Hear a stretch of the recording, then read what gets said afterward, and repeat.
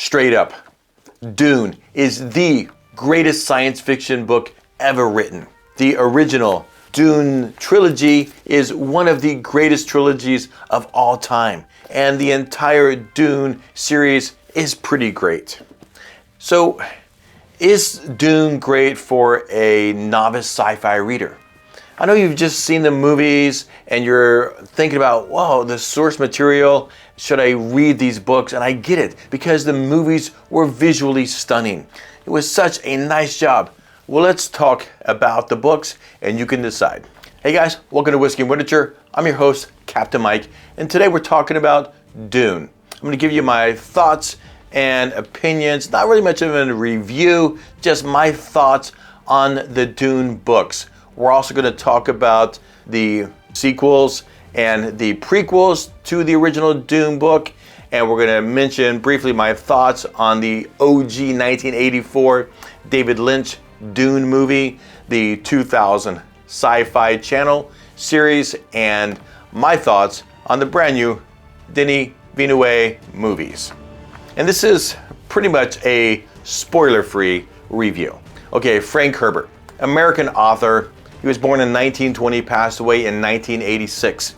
It took him 6 years of writing and research to come up with the original Dune book. It was originally published in 2 parts with 8 installments each, and amazingly enough, it was initially rejected by almost 20 publishers. Hashtag regrets. Dune was originally published in 1965, and this is a gratuitous nerd fact.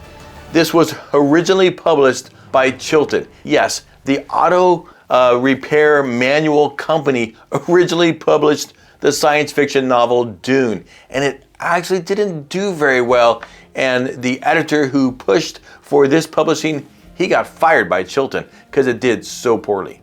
My copy of Dune has 489 pages. I did listen to this a couple of years ago in its entirety on Audible, and in my latest reread just a couple of weeks ago, I was probably 50-50 on turning these pages and listening to the audio version. And it is read for 21 hours and 2 minutes by various narrators on Audible. I think it was a very well done job. So the sequel, Dune Messiah, was published in 1969, and the sequel to that was Children of Dune, published in 1976, and these 3 books comprise the original Dune trilogy. And there is a second trilogy that was also written by Frank Herbert, and I don't have those 3 books because they got wet recently in a flood here in the Tampa Bay area. Frank's son Brian, together with Kevin J. Anderson, has co-authored some books to further the Dune universe, mostly going back with some prequels to explore the origins of the ruling houses and some of the other things that occurred in the history of Dune, like the Butlerian Jihad. And it also explores some of the different factions that are trying to influence and profit from and rule the universe. And there's also a couple of books in there that flesh out the story between the main books written by Frank Herbert. And of all those books, and I've read quite a few of them, well, I only have 2 left because again, they got wet in the flood. All I have is House Carino and Paul of Dune. And interestingly enough, this one, there's 12 years between Dune and Dune Messiah, and Paul of Dune explores that time period. Herbert, he created, I think, one of the most diverse and realistic cast of characters. Other than Duke Leto kind of being pure good and Baron Harkonnen being pure evil, all the other characters have shades of good and bad and depth. In fact, when I was thinking about the characters, I was reminded of Lord Eddard Stark and Lord Tywin Lannister, or maybe even better than Lord Tywin, Cersei, from Game of Thrones, of course. So House Harkonnen has been replaced by the Emperor Padishah with House Atreides to rule Arrakis, or Dune. But there are plots within plots, and really the Baron and the Emperor have lured the Atreides to Arrakis to destroy them, because the Emperor is afraid of the growing popularity that Duke Leto has among the ruling classes. And also the Harkonnens, they just straight up hate the Atreides and have been feuding with them for thousands of years. The Duke is quickly killed, and the Baron sends his nephew to rule Arrakis. Paul Atreides and his mother Jessica, they escape into the desert and hide out with the Fremen, and that is the native tribes of Arrakis. And really for me, this is the beginning of the entire saga. And I really enjoy, and I think that the fight between Jamis and Paul, that really is the beginning of the legend that is Muad'Dib. Who is Dune about? Is it about Paul, or is it about Leto? Or is Paul just setting things up for Leto to bring home? It's almost the same as Star Wars. If that's only about one person, I mean, who would it be about? Anakin, Vader, or Luke? You decide. Okay, I've been super scared to do this review. Have you ever shared something with other people that is special to you and you're scared that they're not going to like it or understand your passion for it? That's how this is for me. I'm filming this in between and about a week or so before the new Denis Villeneuve movie comes out, the second part of Dune. And we've had a lot of friends and family come and visit us, and we've been traveling and seeing some of our family and friends. And everyone's excited about the second part of Dune, and so we've been talking about it, and a lot of people are confused by the movie about the Baron and the Emperor, and what's up with the Duke, and what's the relationship, and what's all the backstory, because a lot of people haven't read the books. So while they enjoy the visuals of the movie, they're kind of not understanding about the plot. So I'm happy to share my thoughts about Dune.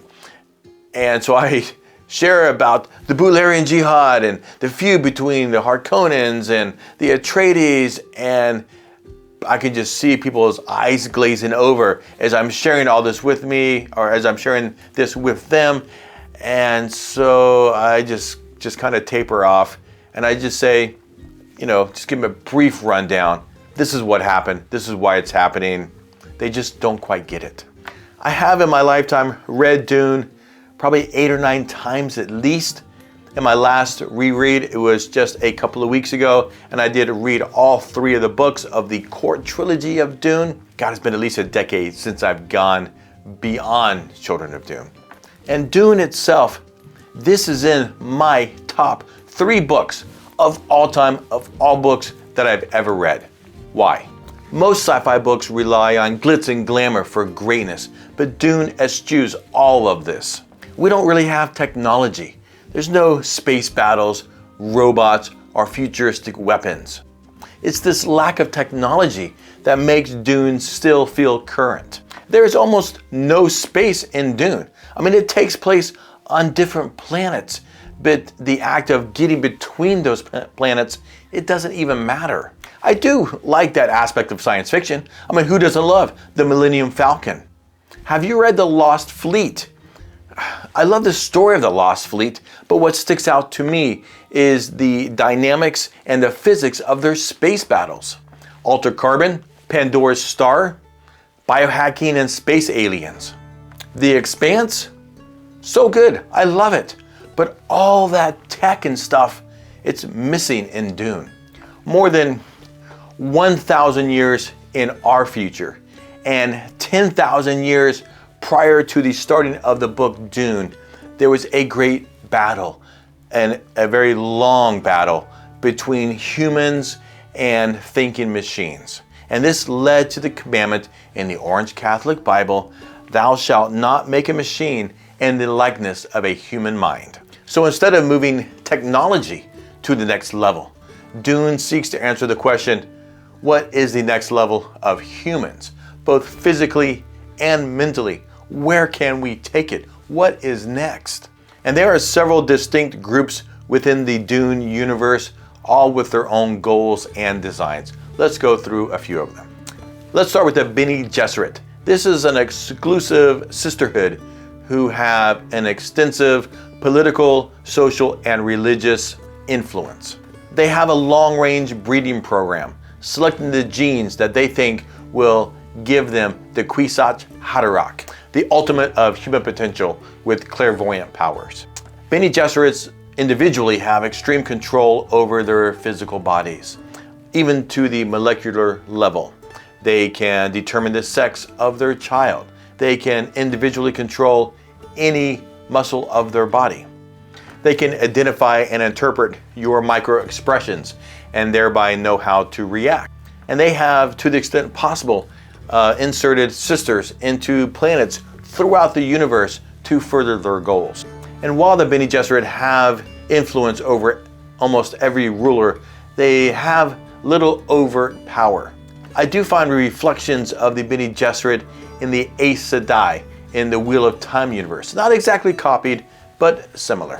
Next, the Spacing Guild, and they control interstellar travel and banking. Their navigators are physically the most changed. They live their life immersed in melange or spice.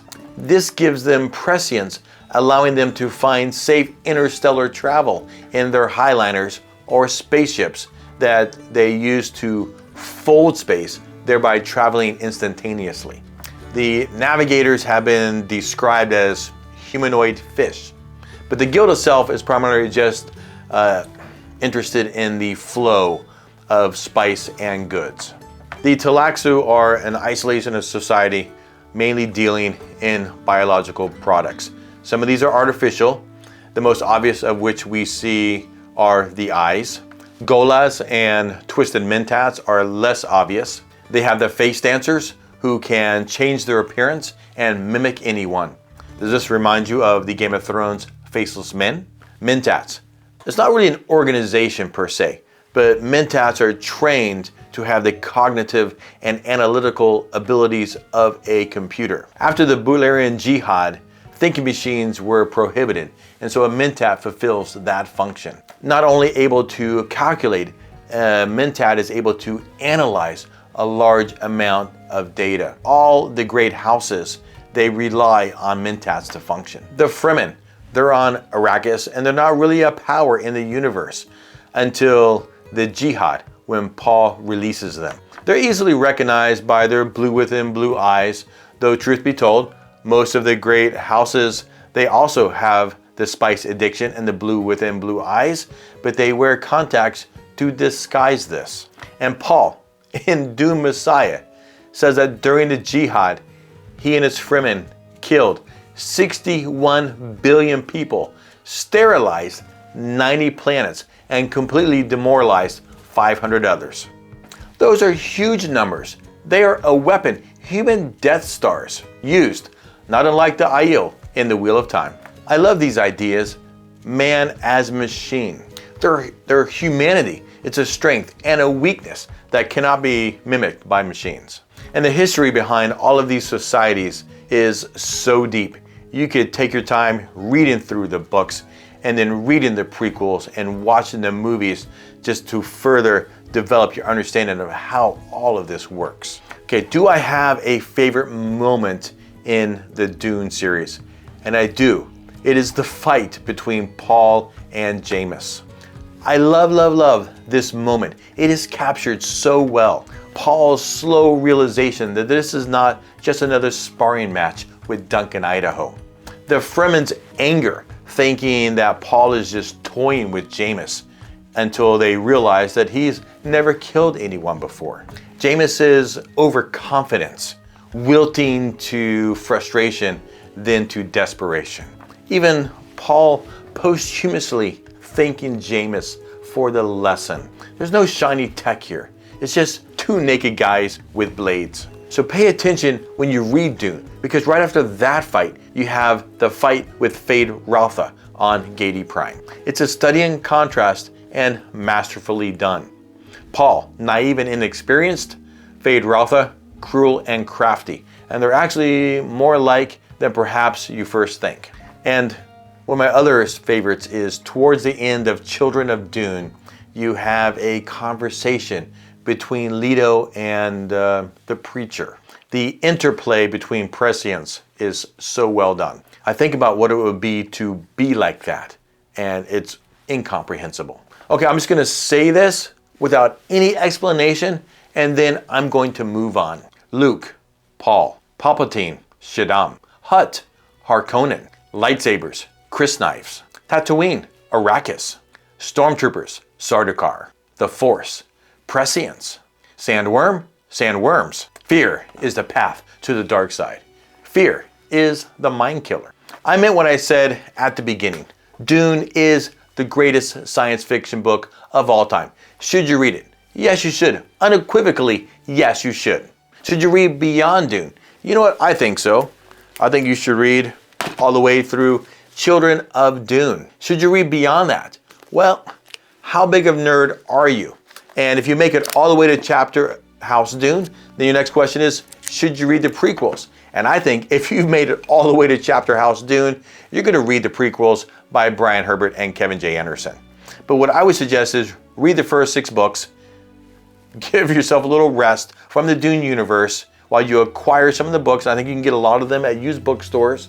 So read the first 6 books. If you're that big of a nerd, take a break and then come back to the universe and fill in those gaps and further your understanding of the universe by reading the prequels and those that slot in between the original books. Dune is occasionally called fantasy instead of science fiction. And that's legit, I guess. Maybe you could call it science fantasy. But however you slice it, the Dune series is great and deserves a place on your shelf. Okay, a word on the film adaptations. The Denis Villeneuve movies, they are visually stunning and very well done, and they follow the plot as well as any of the movies. Okay, the David Lynch 1984 version. Should you watch this? Yes, you should. Visually, it is less the graphics and whatnot from the other versions, but it is a fun watch and really well worth your time. Okay, the 2000 Sci-Fi Channel adaptation, and they have more. I've only watched the one that covers the first book, Dune. And I do really like this version, though it is less faithful to the story than the other 2 movies. I suggest you watch them in the order that they were made. Just realize they're not the book. They all do some parts of the book really well, and they fall short in other areas, but they're all really well worth your time. And if you are really into science fiction, I think that the movies, they seem more science fiction than the book, because this tech, the spaceships, they're less obvious in the book. The highliners, the ornithopters, they're front and center in the movies, but in the books, they're just a way to get from point A to point B. They're not the main part of the story. They're just a vehicle to give you the story. And this, I think, is the entire point of Dune, which lets the story, not the tech, shine through. Okay, if you enjoyed the video, like it, it's free. Subscribe to see more of my content. I do both book and whiskey reviews. But for now, my friends, you know what to do. I hope you're reading something good and drinking something great. Turn the pages and stay thirsty. Cheers.